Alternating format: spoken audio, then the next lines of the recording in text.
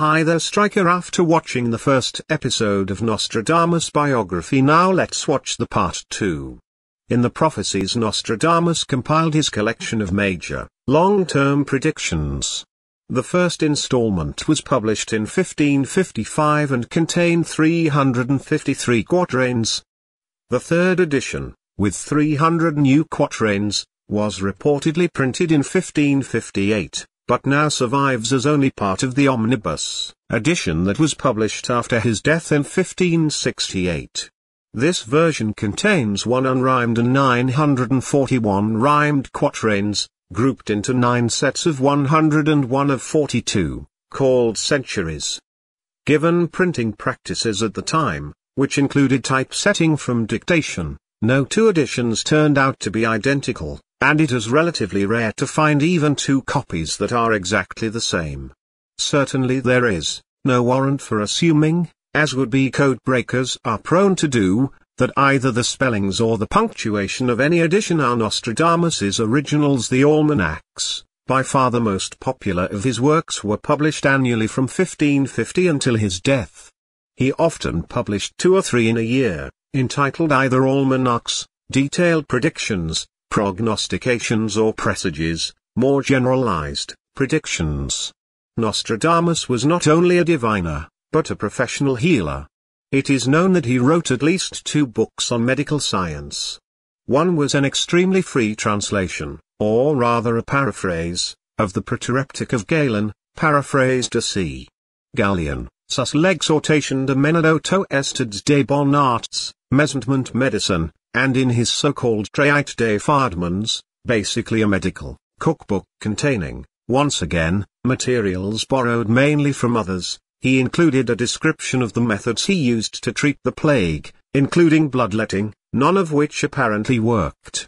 The same book also describes the preparation of cosmetics. A manuscript normally known as the Oius Apollo also exists in the Lyon Municipal Library, where upwards of 2,000 original documents relating to Nostradamus are stored under the aegis of Michel Chamarat. It is a purported translation of an ancient Greek work on Egyptian hieroglyphs based on later Latin versions, all of them unfortunately ignorant of the true meanings of the ancient Egyptian script, which was not correctly deciphered until Champollion in the 19th century. Since his death, only the prophecies have continued to be popular, but in this case they have been quite extraordinarily so. Over 200 editions of them have appeared in that time, together with over 2,000 commentaries. Their persistence in popular culture seems to be partly because their vagueness and lack of dating make it easy to quote them selectively after every major dramatic event and retrospectively claim them as hits. Nostradamus's father's family had originally been Jewish, but had converted to Catholic Christianity a generation before he was born. He studied at the University of Avignon, but was forced to leave after just over a year when the university closed, due to an outbreak of the plague. He worked as an apothecary for several years before entering the University of Montpellier, hoping to earn a doctorate, but was almost immediately expelled after his work as an apothecary, a manual trade forbidden by university statutes, was discovered. He first married in 1531, but his wife and 2 children died in 1534 during another plague outbreak.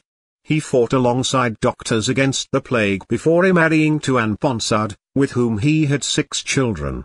He wrote an almanac for 1550 and, as a result of its success, continued writing them for future years as he began working as an astrologer for various wealthy patrons. Catherine de' Medici became one of his foremost supporters. His lay prophecies, published in 1555, relied heavily on historical and literary precedent, and initially received mixed reception. He suffered from severe gout toward the end of his life, which eventually developed into edema. He died on 1 or the 2nd of July 1566. Many popular authors have retold apocryphal legends about his life. In the years since the publication of his late prophecies, Nostradamus has attracted many supporters, who, along with much of the popular press, credit him with having accurately predicted many major world events.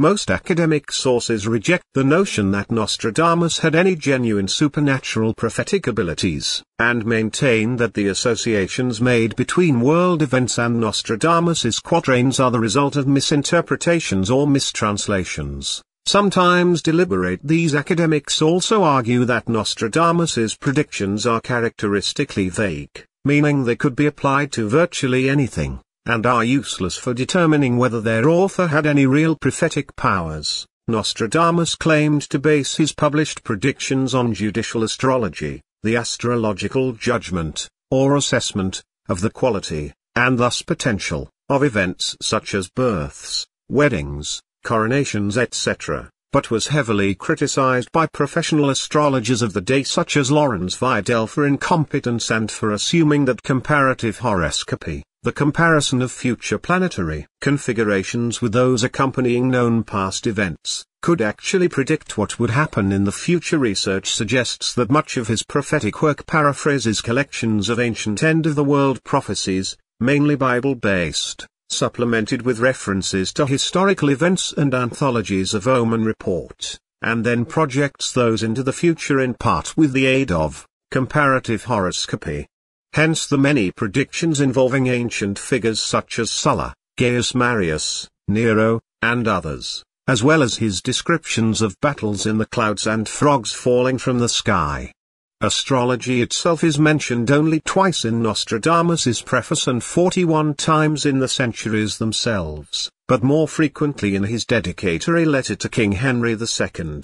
In the last quatrain of his 6th century he specifically attacks astrologers. His historical sources include easily identifiable passages from Livy, Suetonius, the 12 Caesars, Plutarch and other classical historians, as well as from medieval chroniclers such as Geoffrey of Villehardouin and Jean Froissart. Many of his astrological references are taken almost word for word from Richard Ronsat's Livre Stat et Mutations des Temps of 1549-50. One of his major prophetic sources was evidently the Mirabilis Liber of 1522, which contained a range of prophecies by Pseudo-Methodius, the Tiburtine Sibyl, Joachim of Forres, Savonarola and others. His preface contains 24 biblical quotations, all but 2 in the order used by Savonarola. This book had enjoyed considerable success in the 1520s, when it went through half a dozen editions, but did not sustain its influence, perhaps owing to its mostly Latin text, Gothic script and many difficult abbreviations. Nostradamus was one of the first to reparaphrase these prophecies in French, which may explain why they are credited to him. Modern views of plagiarism did not apply in the 16th century. Authors frequently copied and paraphrased passages, without acknowledgement, especially from the classics. The latest research suggests that he may in fact have used bibliomancy for this, randomly selecting a book of history or prophecy and taking his cue from whatever page it happened to fall open, and further material was gleaned from the De Honsta Disciplina of 1504 by Petrus Crinitus, which included extracts from Michael Seloz's De Demonibus, and the De Mysteriis Egyptiorum, concerning the mysteries of Egypt, a book on Chaldean and Assyrian magic by Iamblichus, a 14th century Neoplatonist. Latin versions of both had recently been published in Lyon, and extracts from both are paraphrased, in the second case almost literally, in his first 2 verses, the first of which is appended to this article. While it is true that Nostradamus claimed in 1555 to have burned all of the occult works in his library, no one can say exactly what books were destroyed in this fire. Only in the 17th century did people start to notice his reliance on earlier, mainly classical sources.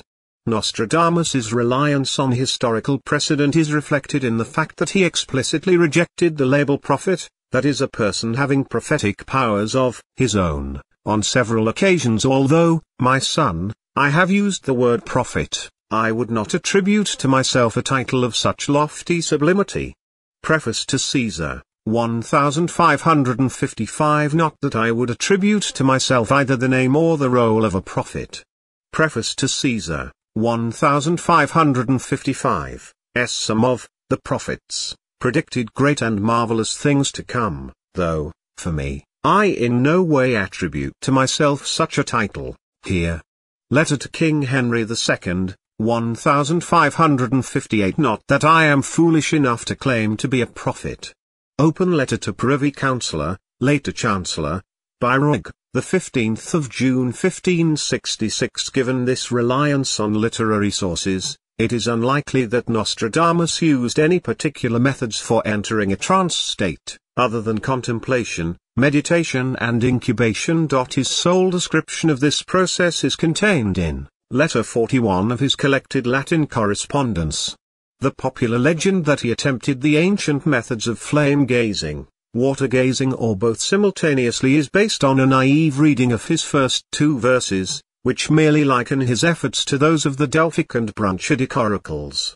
The first of these is reproduced at the bottom of this article and the second can be seen by visiting their relevant facsimile site. See external links. In his dedication to King Henry II, Nostradamus describes emptying my soul, mind and heart of all care, worry and unease through mental calm and tranquility. But his frequent references to the bronze tripod of the Delphic rite are usually preceded by the words as though. And that's all for second part of this episode. See you on next.